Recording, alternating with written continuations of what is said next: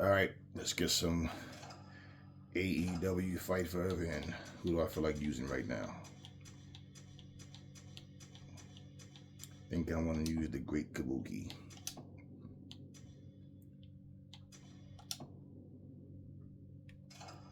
Let's see, who do I feel like beating up on? I might lose. Who knows? Who do I want to fight? All right, you have on face paint as well. How about I fight Danhausen?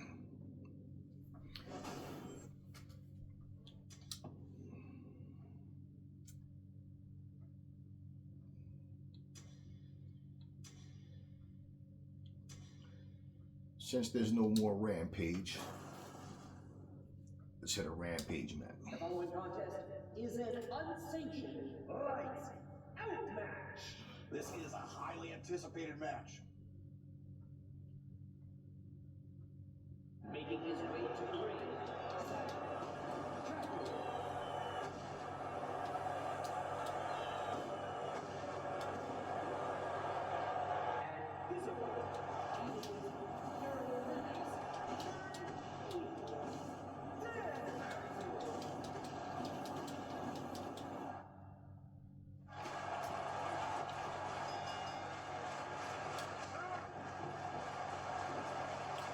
Oh, I fell on the sledgehammer.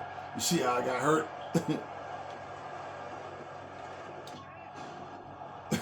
I'm wondering, like, what the hell? I landed on a sledgehammer. That's how I got hurt. Okay. I never saw that before.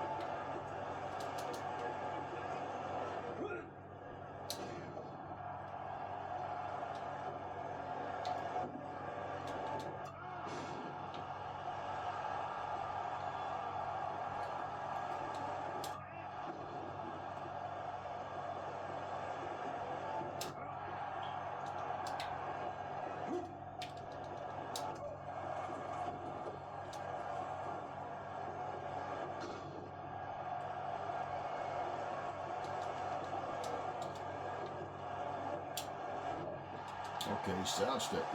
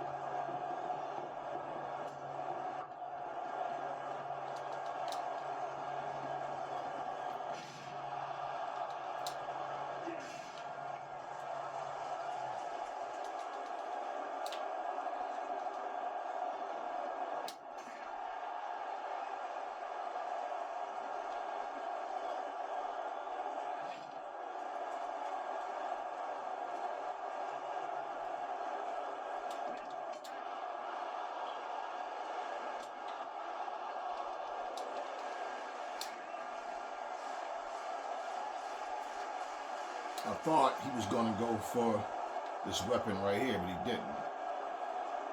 Is that a golf club?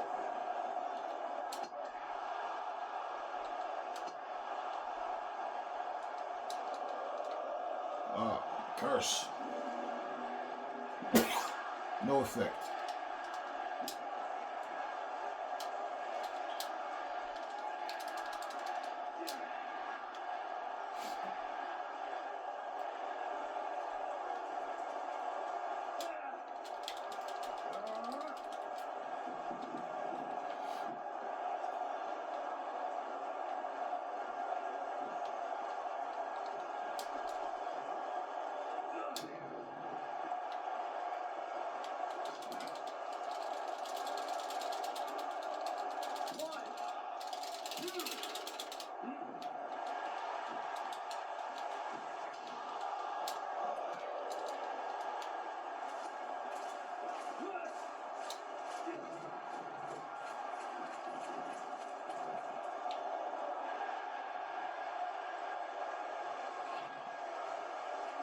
Yeah, he's gonna go get that crowbar.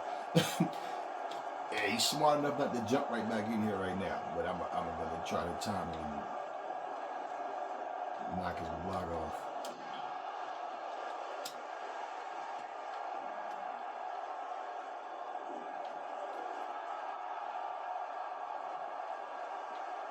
That's funny, right? His curse didn't work on the Great Kabuki.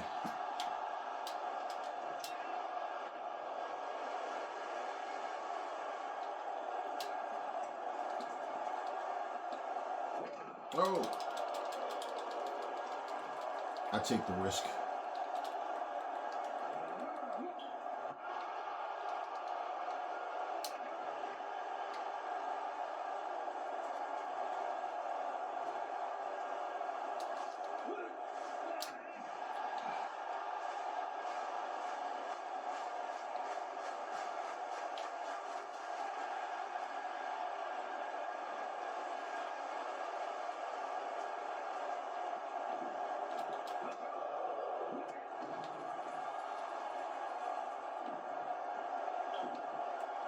That's not what I wanted to do.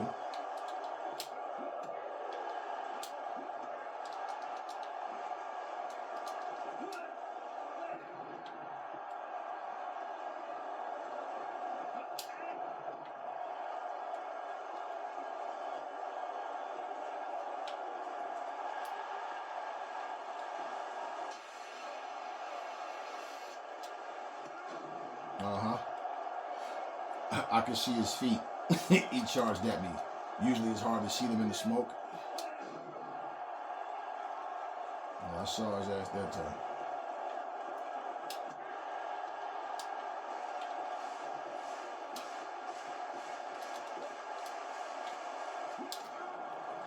You thought so?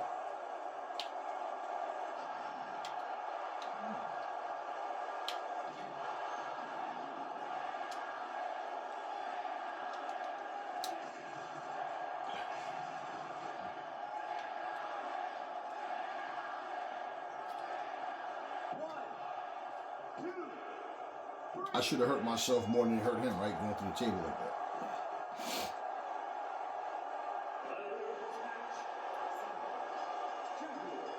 Wow, fans, it's been incredible. What an amazing match we've had tonight.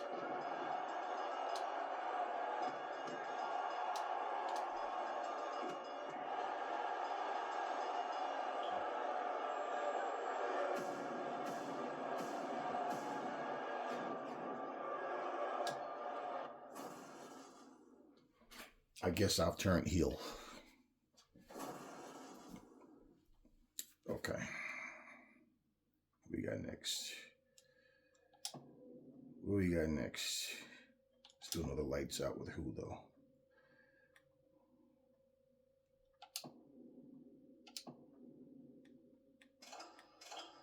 With who?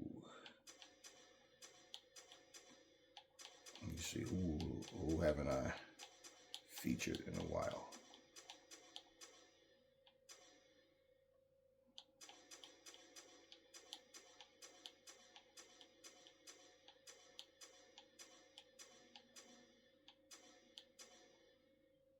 Okay, I haven't used Warhorse in a while.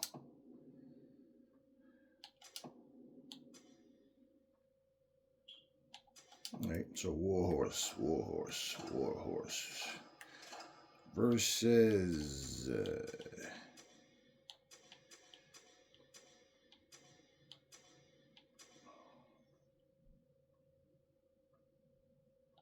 Eddie Kingston. Let's get it.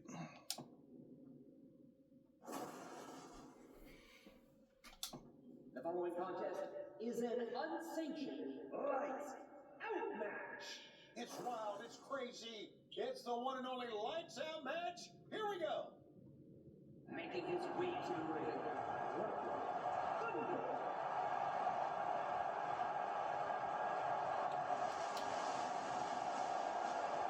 And visible Eddie Kingston.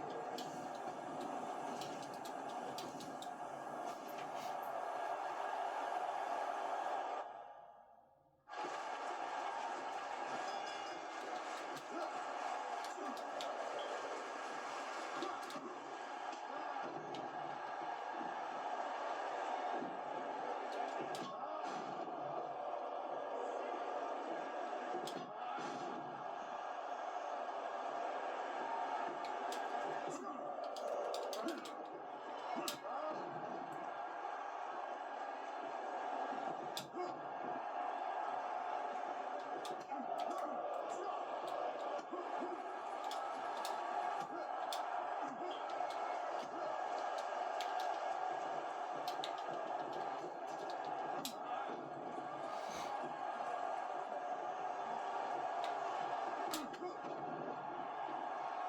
that a baseball bat I see, Eddie?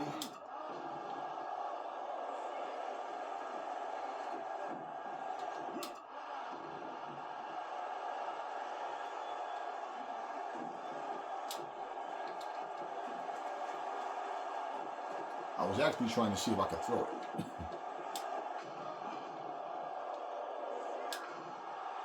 I know you can throw the smaller ones. I never tried to throw a big object.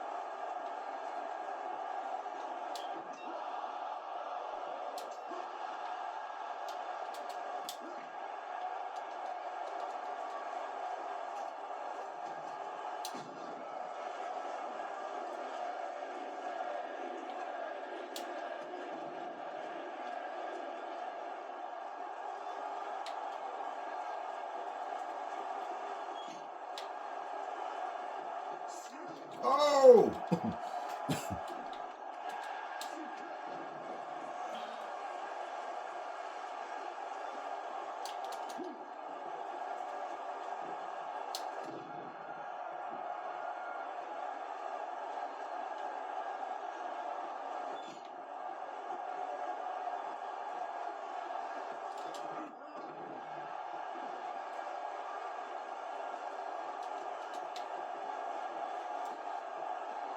I think I might be too far away.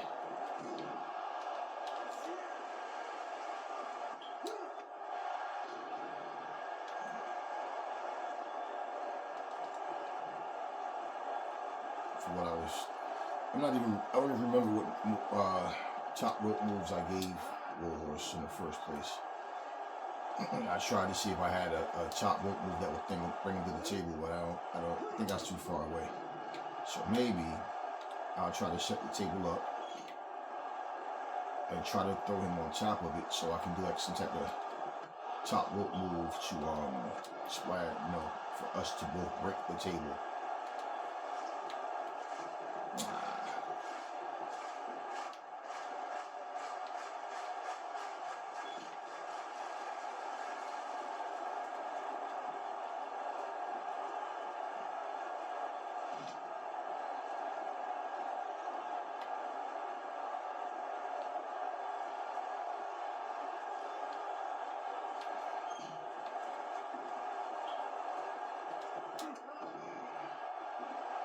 And he would have to go get knock the table down.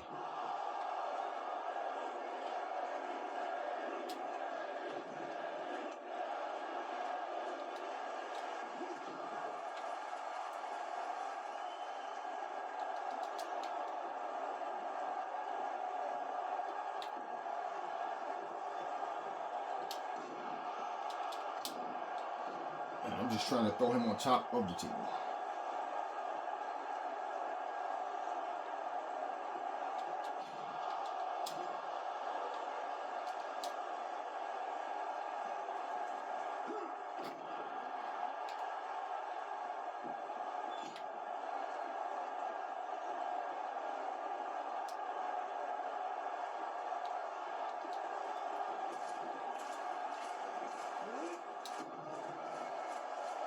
I need to get my, back.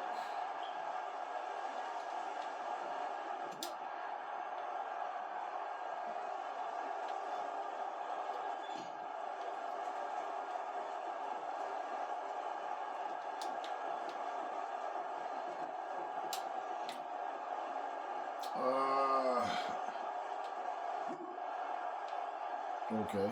Super glitch. Ugh.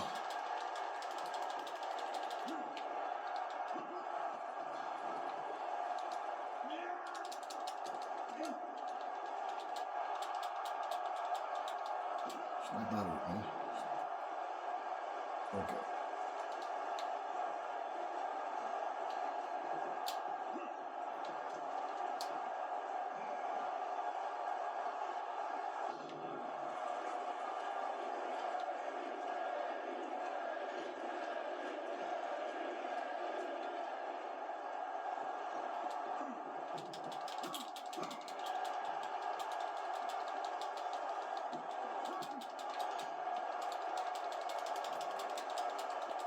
Okay, see how you just put me up there? Don't knock the table over, man. Don't knock it over, because I want to put you through one of them. This guy. Why am I so hurt?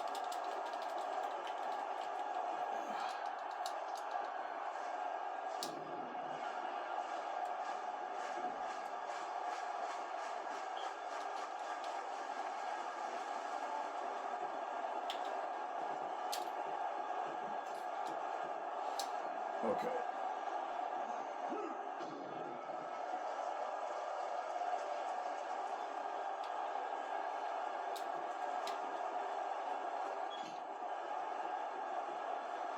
Don't.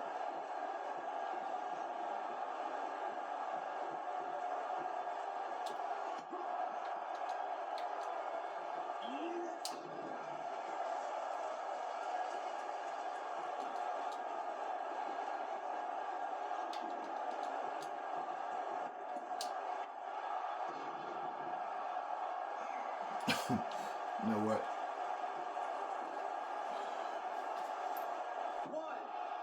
I've been all this time just trying to do a move off the top rope to like get him on the table, but he's not cooperating, so. Here is your winner,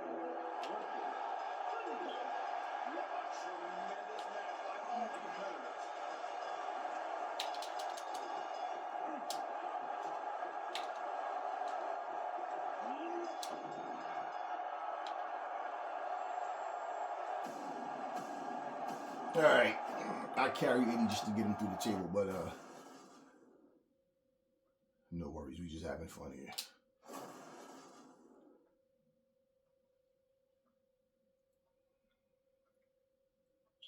Last night on Collision, I know Brian Cage has won a title in Ring of Honor, you know, but like he won that $100,000 four-way last night.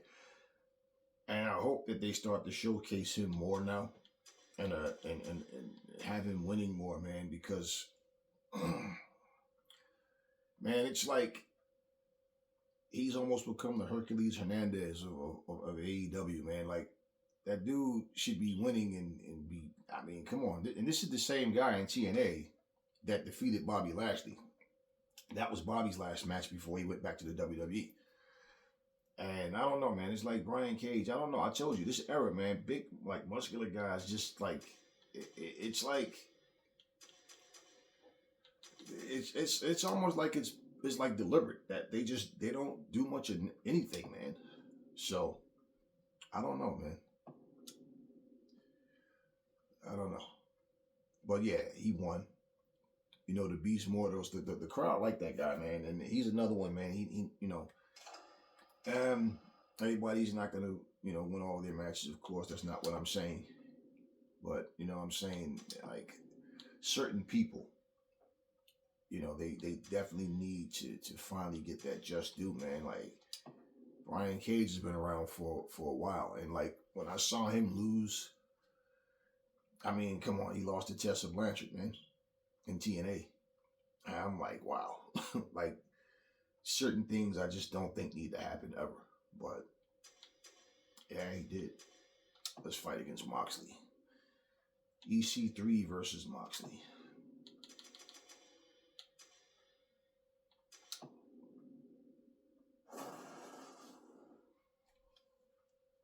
Toni Storm. She's doing a thing, man, and she's The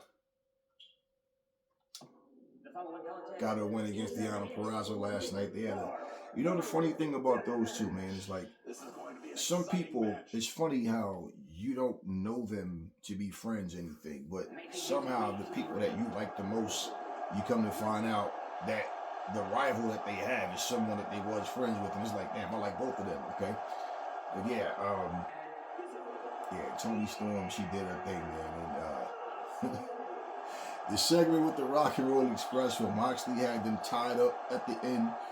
I'm like, man, what is this guy going to do to them, man? So, you know, they forget the tag team that got the old school throwback look. They came out to help. They got beat up pretty much. So FTR and Colt running down to the ring, to the back rather, for the save. It was just funny, man. I was just, look, you saw the last video I just did about AEW and the NWA, like if they was to get together, man, and just make something happen. And isn't it funny? Out of nowhere, here comes the Rock and Roll Express. And you know, I'm just looking at it from a business standpoint, man, and for like fun for the fans, man. Hell yeah, I'd definitely be all in for that. I was watching some NWA last night too, like late night. After I watched Collision, started watching, you know, I'm talking current NWA stuff. That little sneaky ass jab.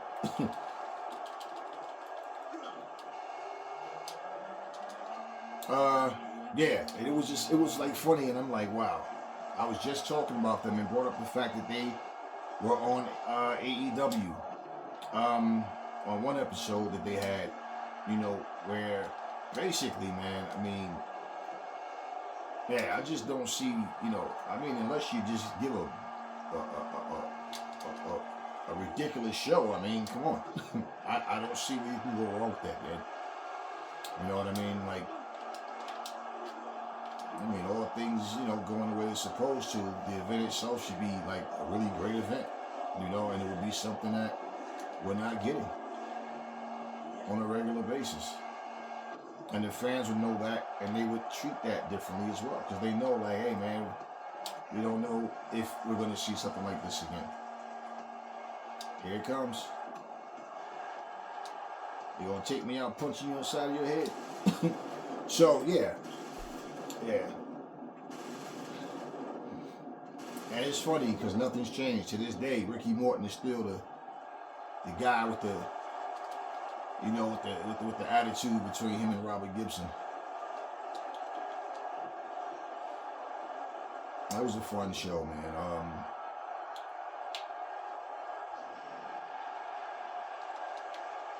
Then they had, what you call it?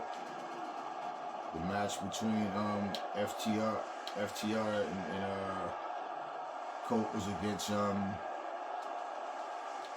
Learning Tree.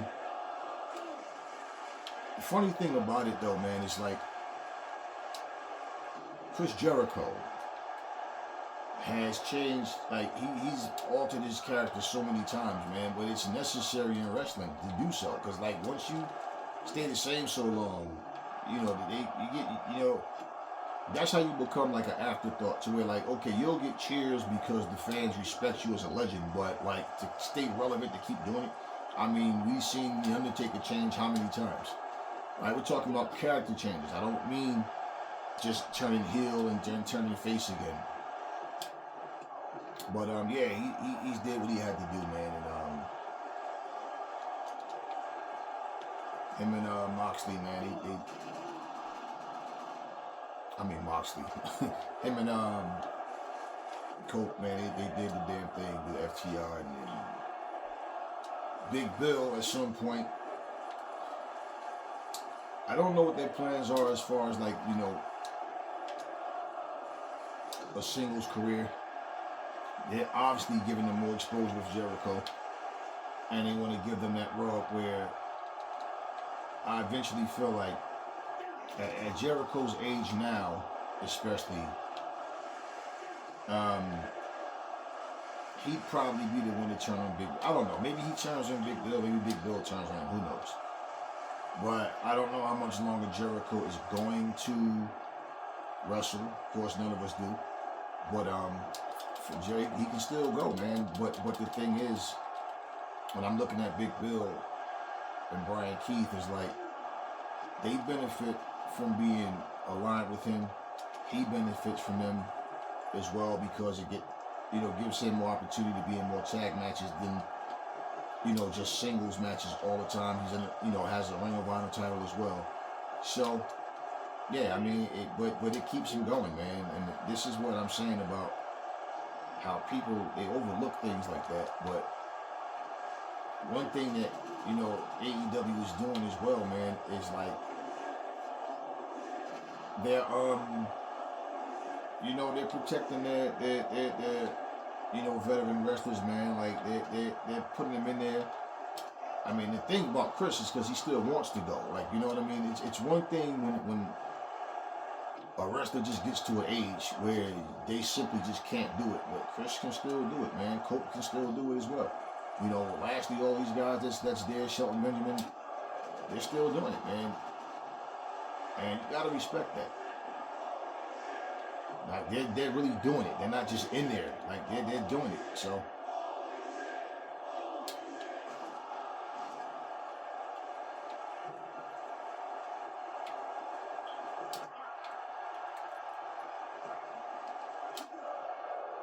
I mean, and look at the match between Briscoe and Daniel Garcia, man. I mean, look, Briscoe is always looking good in matches, man. So even to lose, but have a strong showing, this is something that I love that AEW does. Because honestly, man, what you used to seeing when they come to guys like that, like, look at the Hardys when they were in WWE. Look at how they went out. They was losing every time you saw them. They were losing, and they were losing to like up and coming NXT guys. They were. I mean, Eric Young when he was there, the same thing, man. So these guys that's been here for a long time. This is the thing. People that say, "Oh, the Hardys should go back to the WWE," like for what? If they want to go and just be jobbers to get younger talent over, okay, fine. But what's going to happen? And if Jeff can manage to stay out of trouble, because they've been in TNA for a while now, but I don't see them that often. I forget that they're even there. So, yeah, Daniel Garcia, he got the win, as he should have. But, Briscoe looked really good, man. He dominated the majority of the match on top of that. And this is what I'm saying. Like, when you lose like that, you know that, okay, you're going to win more matches as well. And unless they're going to give you a title run, if we don't know what the case is. But as far as like a title run, if that's not in the cards right now, yeah, he'll still win matches. But like, I don't think he should have beat Daniel Garcia unless that, because it doesn't help Daniel Garcia. Like, you're trying to build him. Briscoe's already established what he's carrying. He's adding to his legacy, his greatness right now, and he still has a lot more years to go, man. He just looks older than what he is, you know what I mean? But like, that's what he's doing. But like, yeah, Daniel Garcia definitely needed that win, and he got it. He got it. But it was a solid match. Yeah, I like, and that's why I said when you watch the Continental Classic, man, like the people that complain, they're not AEW fans. They don't understand what's happening in AEW, so they just look at what AEW is doing, and when they don't see that in the other company, it's like, what is this? Why he should have won. This one should, like, bro, this is a tournament. The angle is not to win a title. In terms of like who, like, if just say for Daniel Garcia to be in the tournament, he's not going to lose his title if he loses. This is a tournament, and see, this shows you how important the tournament is, and this is why I say when people are judging things, I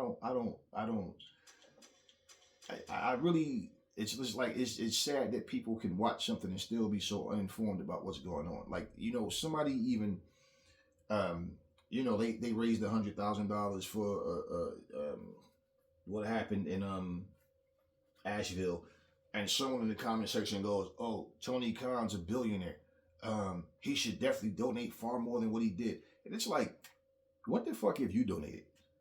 Like, what do you do for your community or any community? Like, it's always somebody who's not doing jack shit for anybody, always telling somebody else what they should do with their money. Okay, so WWE is no longer having, um, what's the thing they have with the troops? Um, when they would go to like the army and stuff and have put shows on. Then, so are they doing? They stop because they don't care anymore? Yeah, salute to the troops, a tribute to the troops. It's like, come on, man. Like, and the thing about it, they make donations and all this stuff often. But it's always somebody else. Just it's like everything. I mean, goddamn, if you didn't donate anything at all, you wouldn't even make that comment because it wouldn't have been it wouldn't even been talked about. But yeah, goddamn, I'm not a rich guy. I help people. I do things for people. I do like my own little charity type stuff, and like it's always people. Let's just complain about everything. If somebody from AEW literally saved somebody's life, somebody would be going, yeah, but why didn't you say the other person? Or why didn't you? Like, it's always just something stupid coming out of people's mouths. And it's like, man, I don't want people like that on my channel. Like, seriously, I ignore stupid comments, man. And then I just block people because I like stupidity. It's really contagious, and it's just ugly, man. And it's like, I really don't understand how people can function the way that they do. I just don't. Let's get some tag team, man. Yeah, I just don't get it, man. It's like you see something and you just want to attack. That's your goal. That's your mission. Let's find something to just bitch about for nothing. It's nothing serious, but we're gonna find something to bitch about.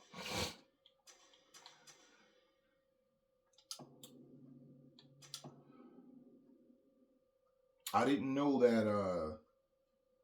I kind of missed what happened with Lio Rush and Action Andretti, that they're not a part of that team anymore. But I like the fact they put Lio Rush in a tag team because he's a little guy.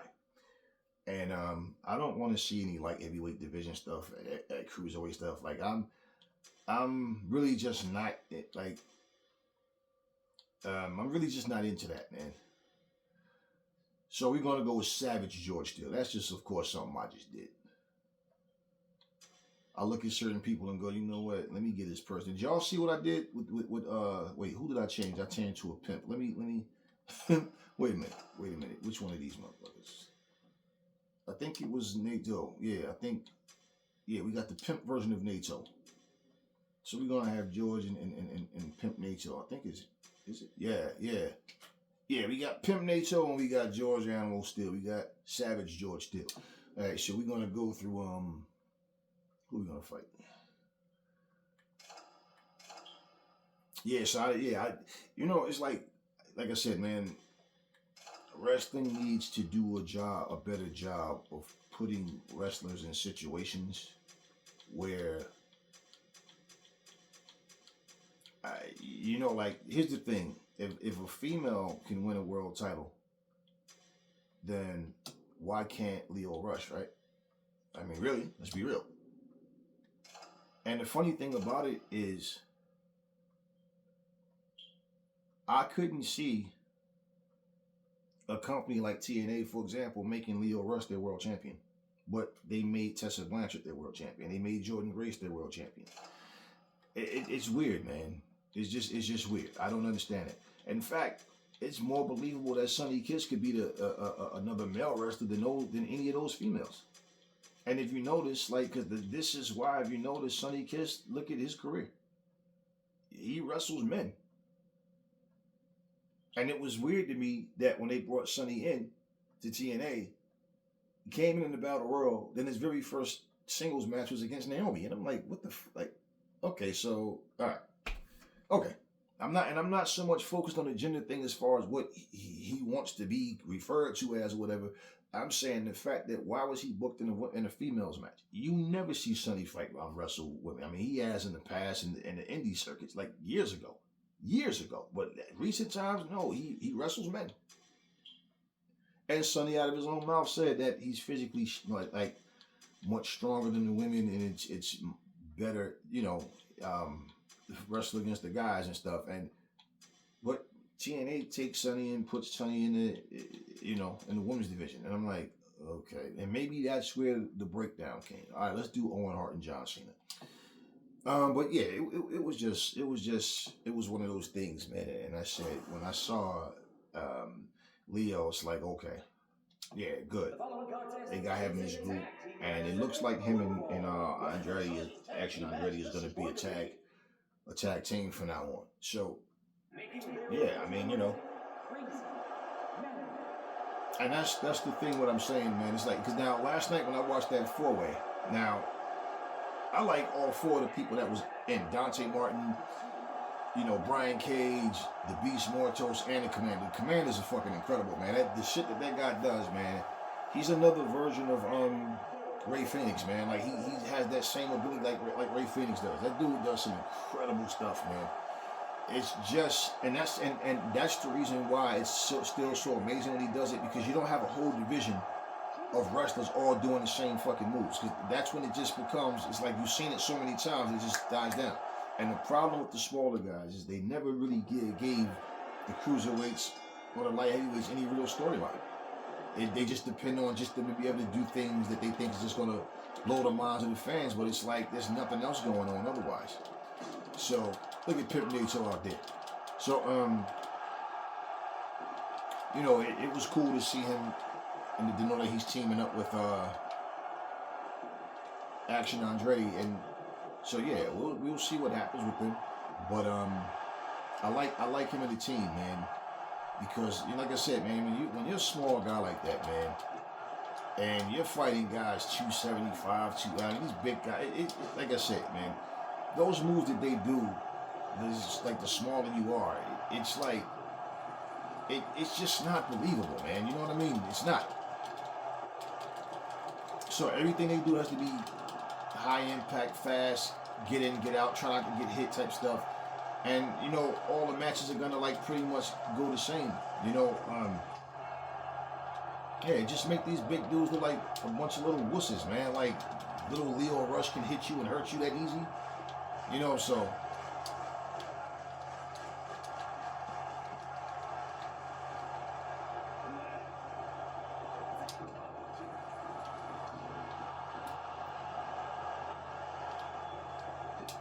Private Party finally getting the gold from the Young Bucks. Actually, I think the Young Bucks won tag team gold at Wrestle Kingdom. I believe they actually did. But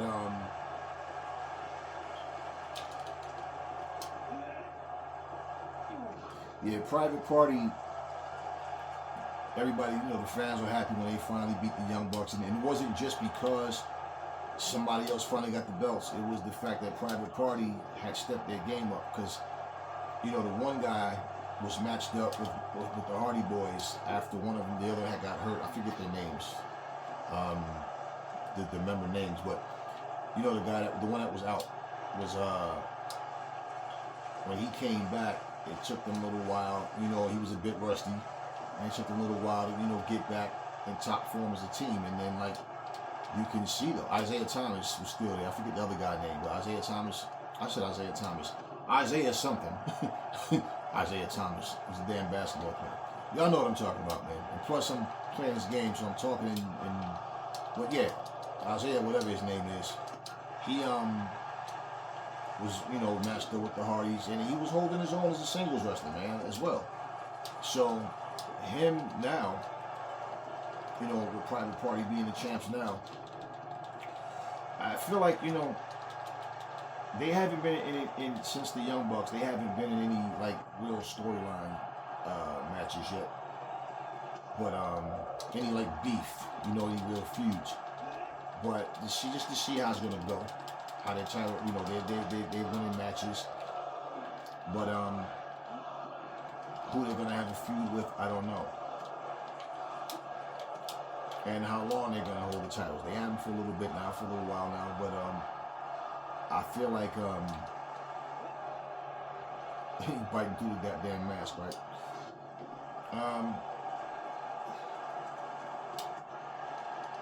I feel like once you get to that position where, okay, now you got the titles. Now, of course, the you need to be in matches that people are gonna remember, man. Like really gonna remember. And Private Party is a good team, man. They really are good. And I just feel like, like now that they're on have this deal with Max, and of course they're still on TNT and TBS. I feel like now it's gonna be one of those things where people that we haven't seen and we haven't gotten any word that they're no longer with AEW, you'll probably see them more now. I don't know who's like I don't know, for example, one of the guys like Keith Lee, guys like Wardlow, guys like what's the guy's name? Ricky Starks, people like that. Like, I don't know, like what the situation is with them. Are they still there or what? I mean, we haven't seen Ty Mello since the her and Sammy Guevara had the baby. We haven't seen Ruby Soho. She got pregnant. So, yeah, like, I mean, there's people that we haven't seen. So we can't even say, like there's so much more. Kenny Omega, I don't know Kenny Omega's condition, man. Like, because I saw something where Kenny Omega said if this is his last, run, then so be it. But like, he's proud to say he did it with this company. So I don't think whatever Kenny Omega's condition is something that, I don't know. I don't know what it is. If it's something that's like, it never really goes away, or maybe him being in the wrestling ring might worsen it. I don't know. I don't know, man. But Kenny Omega is like one of those. He's a real important piece of AEW, is what I'm saying.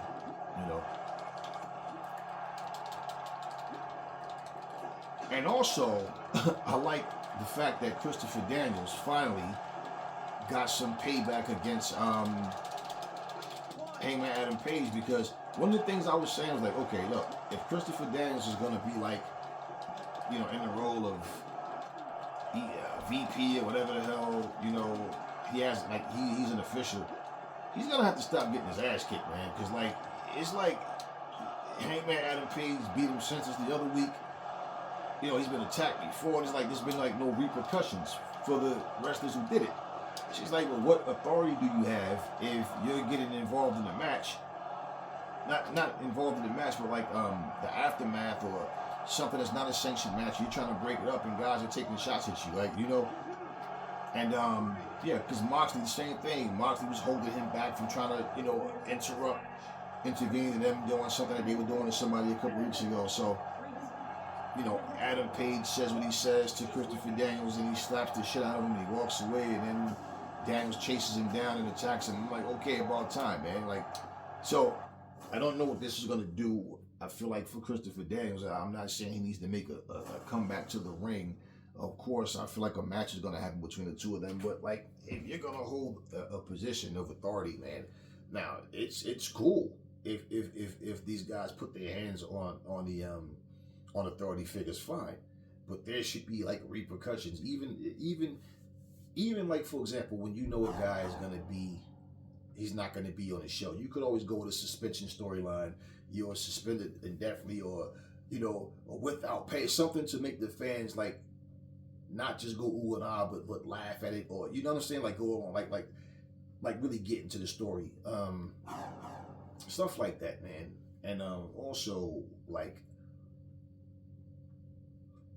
right now, Hangman is in a position where, even though he's a heel, the fans are still like, he's getting like the mixed reaction, like the crowds are booing, but they're cheering at the same time. Even his introduction to the ring and stuff like that. So basically, I feel like with Hangman, and if you look at the storyline where Christopher Daniels is telling him, like, man, I keep telling you, you could be the world champ. You just got to change your attitude, and like, so it's like they're trying to work on him. And maybe something will happen where, who knows, maybe he turns face again. Who knows? Maybe he stays heel. I don't know. You know, and I don't need to know. I like to be surprised, like I always say. I just feel like, you know, with that story, it gives him someone else to face, you know, whether it's going to be next week, 2 weeks, or whatever it's going to be. So in the coming weeks, as these stories unfold and different things happen, I like that style of wrestling better, man. I'm not into the storylines, man, where like it takes, you know, like it's 6-7 months in, like literally, man. Some of these feuds that happen in wrestling is like, man, is it ever gonna end? Like, come on, man, seriously, my goodness, man, like enough is enough. You know what I mean? So I like when a story, and I feel like the professional wrestling world has been so like programmed to what the WWE is doing that they think that that's just the standard. That's what it's. No. As long as you put proper closure on a storyline, and that happens in the ring, but at the same time, it's the type of thing where you look and it's like, okay, this person fought. They had 2-3 matches. Okay, how many matches do you need to have with the person, man? Like, you know, like.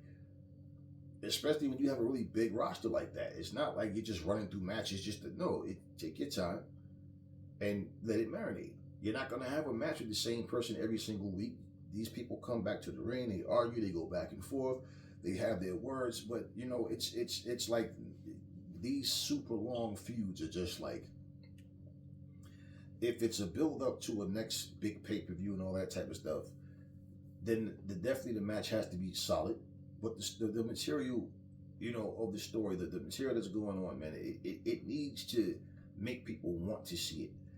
And I feel like, you know, when people come in and just like, they're so used to, like I said, things being one way, they don't know how to adjust into how to appreciate something different.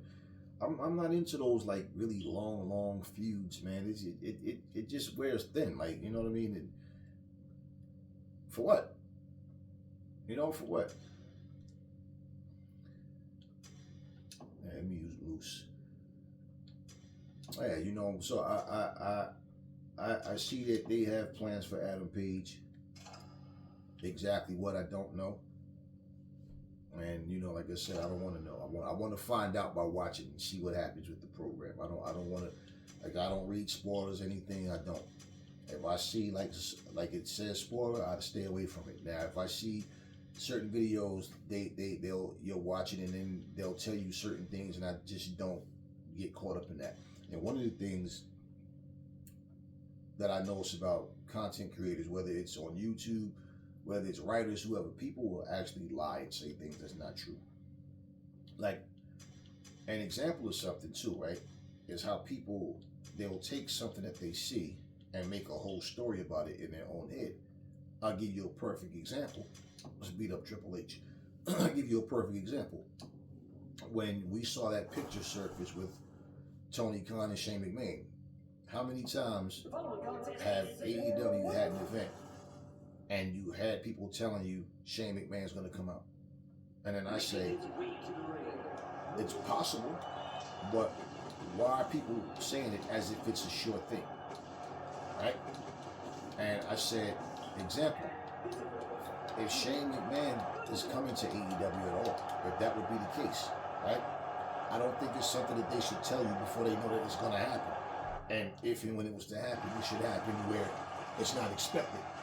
Now, the thing is, right, for Shane McMahon to come out, and he hasn't done that, but people have been saying every time they have some type of event that Shane McMahon is coming.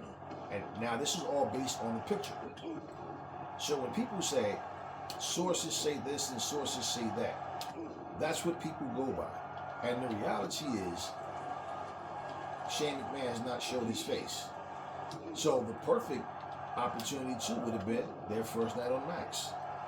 So I read an article where someone actually said that they believe that because of what Vince McMahon is going through, he can't be the one to do it, but he sent Shane McMahon there to find out if AEW was for sale, and that Shane was there to do business to buy AEW. And I'm like, where the hell do y'all get these stupid ass ideas from? when have we ever heard anything about AEW being for sale? And the thing about it is, what the fuck makes you think that Tony Khan, what is he gonna be starstruck and overwhelmed? This is the McMahons. Oh, now I have to sell? Like, when do people come up with these dumb stories? So, basically, when Tony Khan and Shane McMahon never said yes or no about anything, right? The speculation will keep people wondering, keep interest. But also, I think that even if it was true or is true, let people find out when it happens. Not by saying, well, yeah, it's true. It's just no surprise then. You know, I think for things like that to happen, an event is going on, and when that person comes out, and, you know, him never being in AEW, of course, when his music would hit, people wouldn't even know who the hell it was until they see his name pop up on the screen and they see his face when he comes out that tunnel. But other than that, when the hell have we ever heard that AEW was up for sale? It's crazy. The minds, like the imaginations of people. So, yeah, when I heard that, I'm like, yeah, okay. now all of a sudden, AEW is for sale. But and if they was to do that, what does that mean? We're leaving. They're no longer in the WWE, and then guess what? We're coming. We want to buy AEW for what?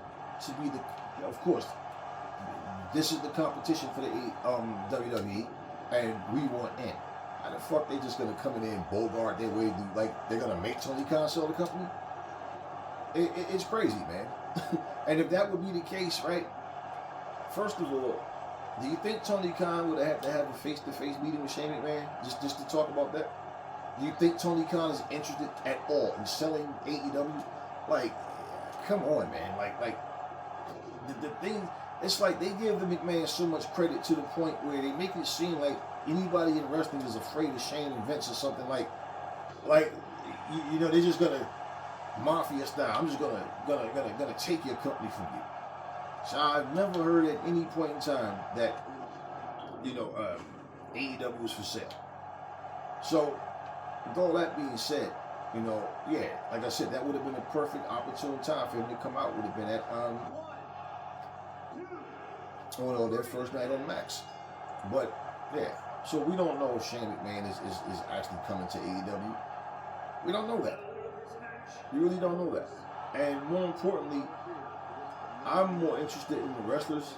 Shane McMahon's role, of course, would be off camera. Well, not so much off camera, but not as a wrestler. You know, it would be more like a authority figure type of thing. And yeah. So, yeah. But no Shane McMahon, right? But everybody kept telling you that.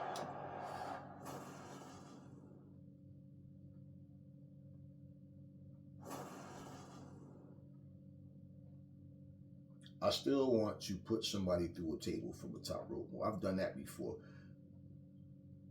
And I think one time I had a table on fire and I was able to get somebody.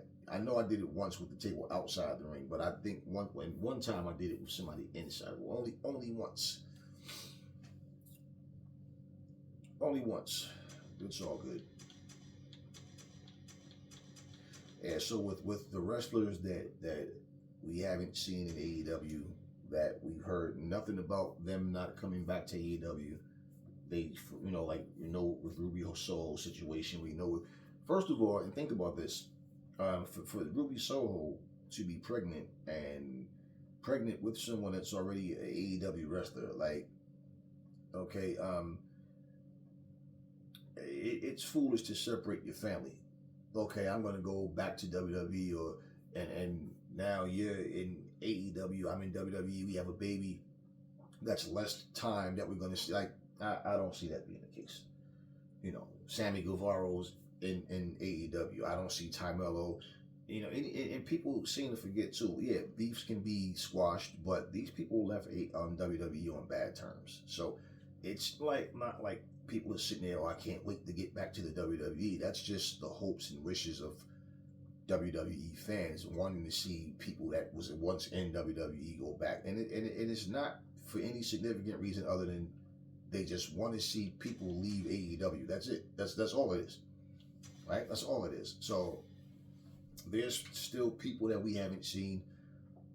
So there's things like, I mean, Miro. I don't know what the situation with Miro is. Now, to be honest with you, even for Lana to not be there, Lana is not a factor, man. Lana is just eye candy.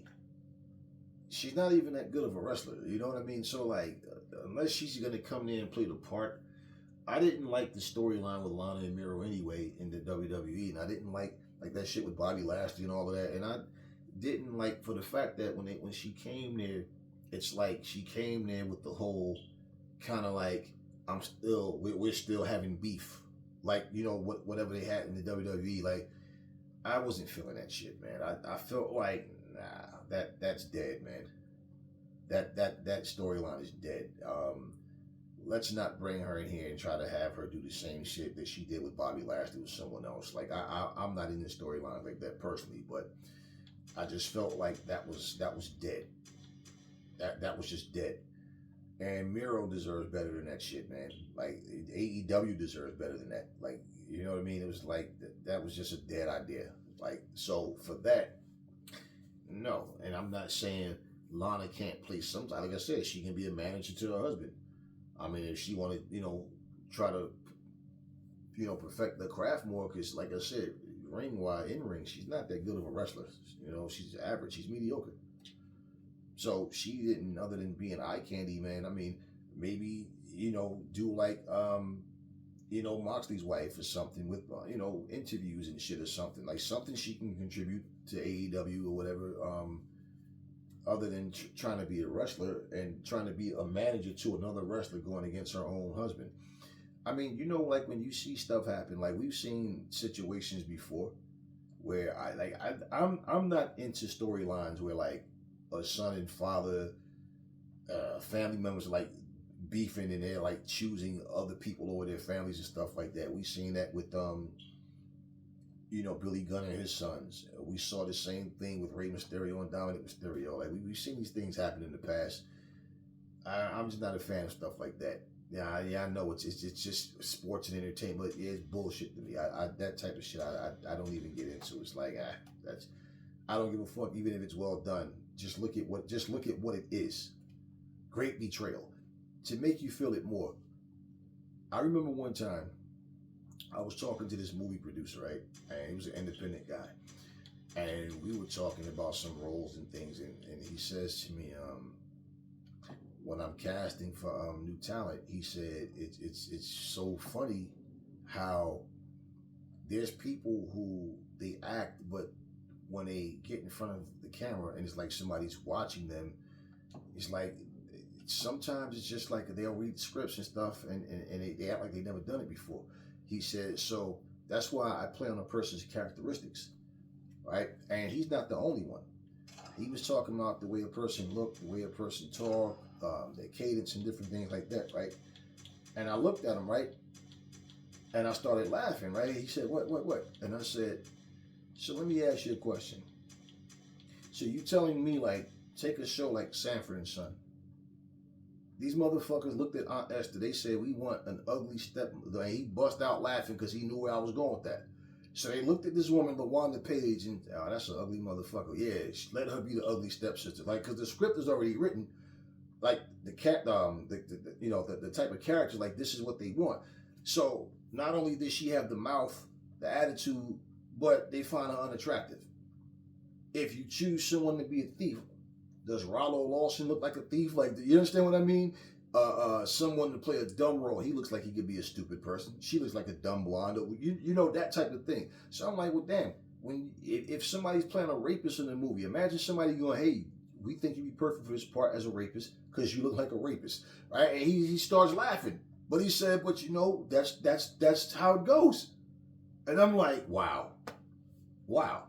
So anything that's of a negative nature is someone look at you and say, you'd be perfect for this part. Man, I'd be highly offended. In fact, it'll get physical. Like, you know, but we laughed and talked, but that's what I'm saying, man. It's like some people just play a part of something and it's like, you know, make it believable. But it's like, nah, it does, no.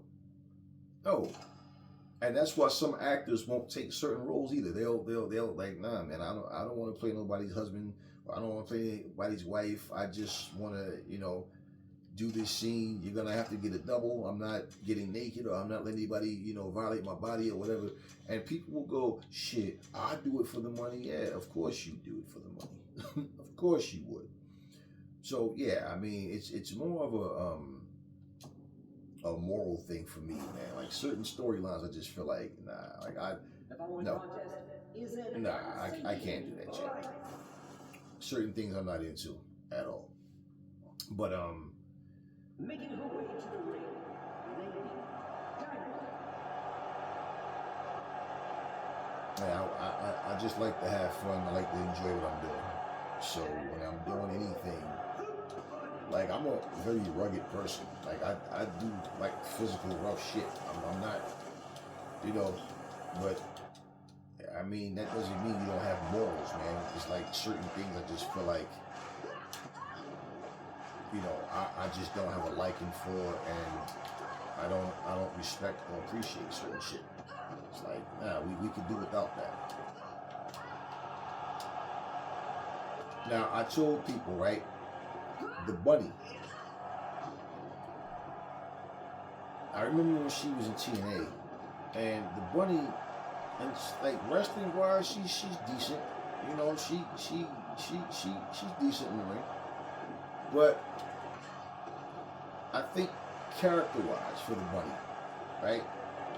She's not someone that really stands out, or like you feel like she's a talent that you just have to have. I watched Chelsea Green go through the rankings. I watched her at TNA when she was a part of the Beautiful People and all, and I used to look like, okay,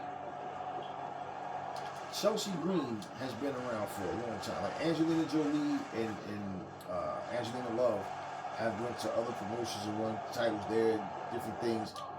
And Chelsea Green is always like, I don't know. It's like, I don't know if like in real life if she's like a nerdy person and it's easier for her to play those roles because that's like she's just being herself. I don't know, but she finally gets her hand on this Women's United States Championship that they created in the WWE or whatever, or Intercontinental, whatever the hell it is that they just created.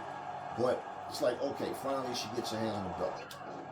And the crowd was really cheering for her because they know this. Like, man, Chelsea Green is always like the stepping stone. She's always like assisting someone to win, but she never like really wins anything, right?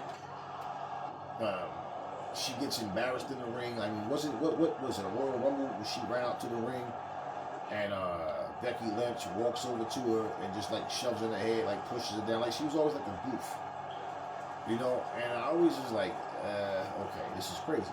And what's crazy is because Chelsea Green is another one. That's eye candy. And usually they treat the eye candy chicks like, you know, they try to, you know, give them more screen time and do things or whatever. But basically, they finally saw some value in her. Because I always looked at Chelsea Green and said, man, why the hell is she just a jobber, man? Like, but hey, you know, and I bring her up with that because it kind of reminds me of the bunny. Like, the bunny is like eye candy. She's with the Butcher and Blade for a long time. And, you know, that came to an end. But since she hasn't been in AEW, I haven't seen her anywhere. I don't know. She may be in some independent league. She might be doing something else. But I definitely have not seen...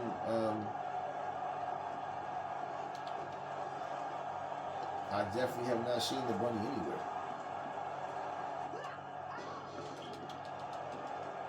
Did she get smart and drop that damn thing?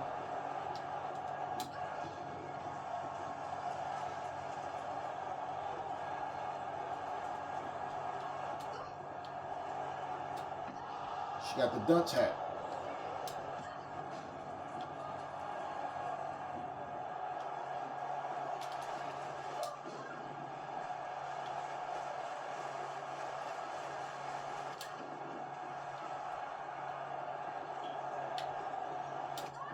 Yeah, and I'm not at all saying, like, you know, people don't miss her in AEW or, like, yeah, I had no problem with her being there. I'm just saying she's not a person that, it's like I just have to have that talent on my roster type person.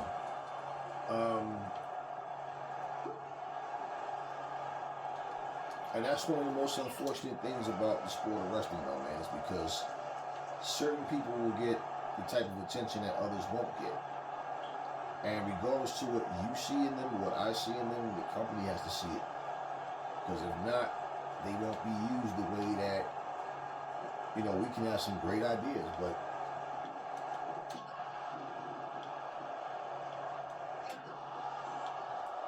and because she was released from AEW, she didn't leave on her own.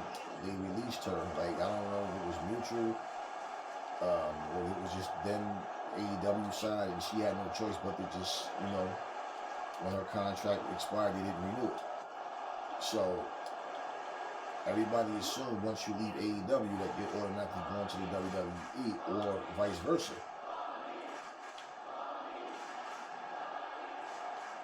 And you know, that's just not the way it works.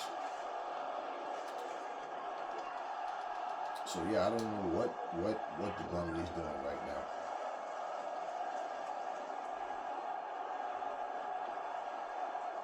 Get up, before it goes away.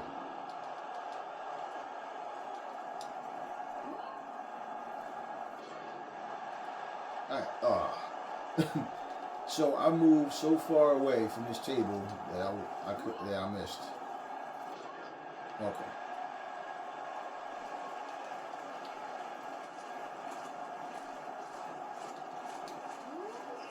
There we go. Oh, her head broke the table. 1, 2, 3.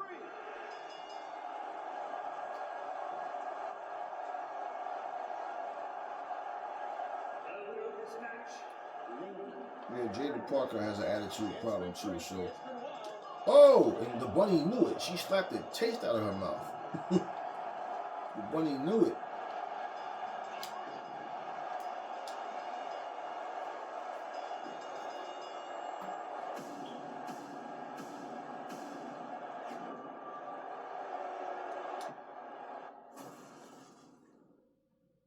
Okay, so now, I think I had put Brian Cage in all black on one of his outfits, and I may have changed it.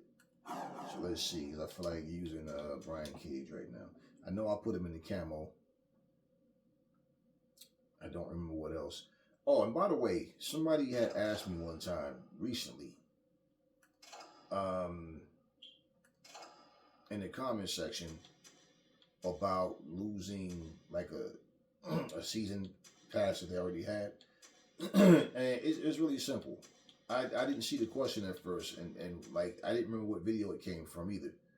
So if that person is watching this video, maybe you figured it out by now, but it's simple. It happened actually. If you look at one of my more previous videos, I wanted to do a tournament mode, and I looked up and it wasn't there, and I just went and did something. I think I played something else, or just did like exhibitions. Basically, all you do, and it could be basically all you do is you just go back to the go to like the whatever system you have, go to like the Microsoft Store, and you basically just and you basically go to where it says manage this, and it will say you already own this. And yeah, you go to that and you'll see it should be highlighted green. I don't know what format PlayStation has, but it should be the same thing. It never happened on my Switch. All that really is, what happens is like, see, like I have two hard drives attached to my Series X. So what happens is a lot of times when you're downloading games, like I'll do it myself, or I'd rather let the Xbox itself just sort things out. But whatever, I end up having to like move things that store it, because it's like you have to initially store it into the Series X hard drive first. Now once you store it in, then you can transfer it. So every time you install a new game, because it's so full, it's like you have to install it into the the Xbox. But then it's like the game that you're playing more. I think the Xbox kind of tries to sort out like what you play the most of, and then in certain games you'll look and it'll have that arrow, meaning you have to reinstall it. So a lot of times what happens is when you move things, it just loses information. And then you just go back to the store. See, the tournament mode is right back up there. It's just right up there. But yeah, it was yeah, that's all you do. You just go to the store, go to whatever's missing. Like I know the tournament mode was a part of the Jay White package. So you just go to that and then pretty much was it Jay White or Adam? Yeah, the Jay White package. Yeah, and then so yeah, but it'll tell you like you manage this, you own this already. So yeah, you just go hit manage this. It'll hit install. It'll be lit up green, and then once you install it, it'll install right back into it. Now, as far as how you move your, what games you want to move and make space and all that type of stuff, that's up to you. But that's how you get it back. Yeah, I saw that question. I'm like, what? I'm like, when was this? Okay. So yeah, if you see this video and you haven't done it yet, that's all you got to do. So I know somebody had that same situation happen on another channel, and some fool put in there, nah, you got to buy the game again. Like, no, you don't have to buy the game again. Like, stop lying to people, man. All right, let's get some Brian Cage in.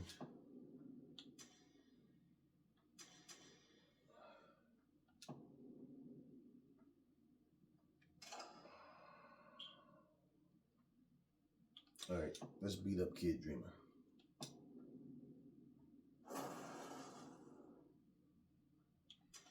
And let's see,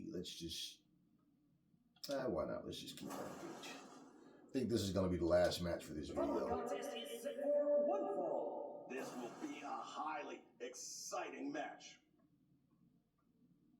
Making his way to the ring.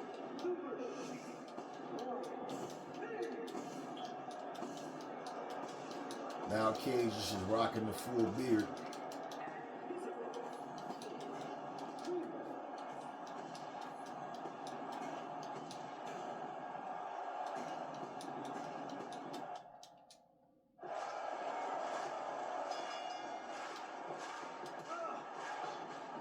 You wasn't expecting that big guy just ran across the ring like that, huh?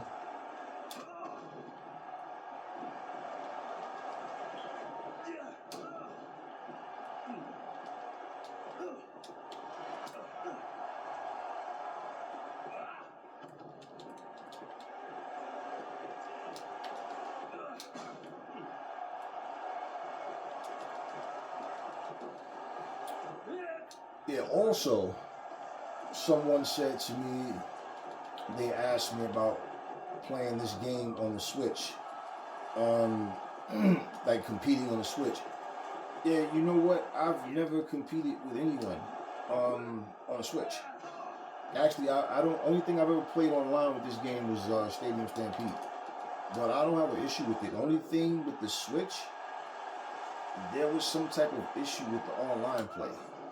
I don't know if that was something that got fixed, but I remember every time when I would play this game, if I go to that menu, it would always, like, it was some type of issue. But yeah, as far as playing online, yeah, I don't have a problem with that. And the reason is because, like, for me, I'm not with playing online with people that, like, I'm not with the stupid shit, you know what I mean? So the people that's on this channel, they know and they get it. They understand that. I'm just here to have fun, man. I'm not here to, I'm not with that silly stuff that people do. But yeah, I'm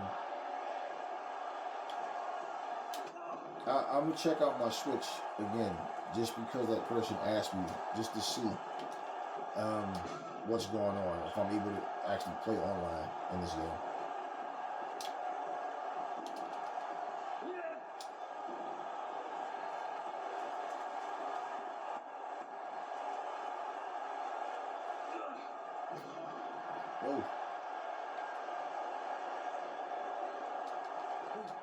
Oh. This man just got $100,000, man. He wants more.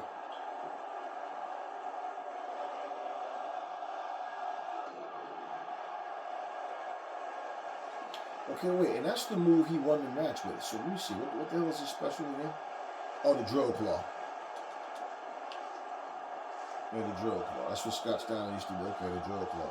Yeah, I'm like, wait, that's what he won with last night. Was that move that he did as his finisher, not his special, his signature.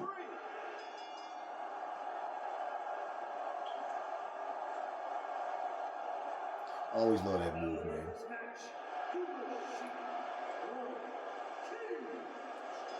Wow, fans, it's been incredible. One of the Oh. match we've had tonight. This dude punched the shit out of Brian Cage. Okay, he paid for that though. Yeah.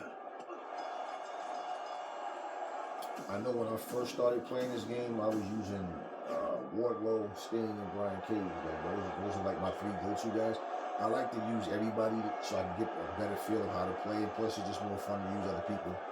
But I felt like this game, when I was playing with Brian Cage, I think like Wardlow, Cage, Sue, and Sting, all three of those three. Kenny Omega, of course, is brilliant on this game as well, man. Like, he's hard. People. I don't know why people were complaining. It's like, first people complain and say games are too easy. Then when they get someone that's hard, they complain. But yeah, everybody was trying to use Wardlow. Like, Wardlow was like, he's really strong. So with him, Cage, or Sting, I felt like those three were like the easiest. Well, I'm not gonna say the easiest, but you had a better chance of really winning, especially when it comes to like the Big Show. I still haven't unlocked the Big Show. I think I have something to do today, and when I come back, I have to step out in a little bit. I don't know exactly what time. I'm waiting for a call, and when I do, I think I don't know. I might not. I might play a season of I might play Road to the Elite. I can do that in what, 40 minutes, something like that. Depends if I just skip through. I don't know. Just to do it. I haven't played it in a while, and to see if I can unlock Big Show. Yeah, and I noticed the majority of people that play Big Show's not on their roster, so that's something that a lot of people still didn't do. And remember how everybody was coming out with these how to unlock everything quickly on AEW. I'm like, you guys are complaining that it needs more content, yet you're in such a rush to unlock everything. Like, that's your fault, man. Hey, that's your own stupidity. What's the rush for? Slow it down. Just enjoy the game. Yeah, I'm definitely not going to do it now. But I think I'll play Road to the Elite. Or either that, or it depends on what type of time I have. Because I might do this, and I might play the story mode of Retromania.